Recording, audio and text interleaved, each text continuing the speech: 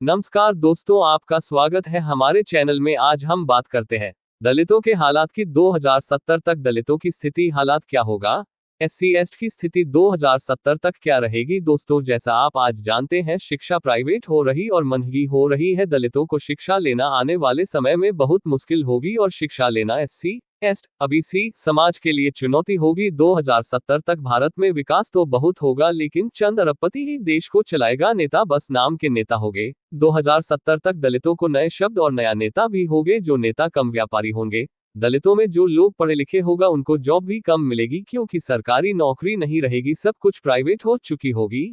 गरीबों दलितों की स्थिति उस समय बहुत खराब हो जाएगी। जो हाल अमेरिका में आज गरीबों का है, उनके पास रहने को घर नहीं, अमेरिका के गरीब लोग गाड़ी में सोना पड़ता है, वही हाल 2070 तक दलितों का भी होगा। आज भी भारत में दलितों के पास जमीन बहुत कम है और दलितों की आबादी भी भारत में ज्यादा है। आने वाले समय में दलितों के पास जमीन नामात्र ही रह जाएगी। दलित समाज पुराने समय से दलित, जिन्हें पहले अछूत कहा जाता था, वो भारत की कुल आबादी का 16.6% है। इन्हें अब सरकारी आंकड़ों में अनुसूचित जातियों के नाम से जाना जाता है। 1850 से 1936 तक ब्रिटिश साम्राज्यवादी सरकार इन्हें दबे कुचले वर्ग के नाम से बुलाती थी।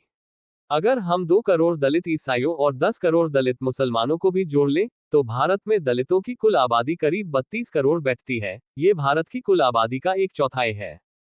आधुनिक पूंजीवाद और साम्राज्यवादी शासन ने भारत की जातीय व्यवस्था पर तगड़े हमले किए, फिर भी दलितों को इस व्यवस्था की बुनियादी ईंट की तरह हमेशा बचाकर हिफाजत से रखा गया, ताकि जाति व्यवस्था जिंदा रहे, फलती फूलती रहे।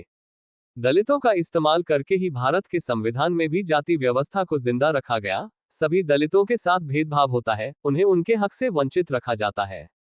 ये बात आम तौर पर दलितों के बारे में कही जाती रही है, लेकिन करीब से नजर डालें तो दलित ऊंच नीच के दर्जे में बंटे हिंदू समाज का ही आईना है।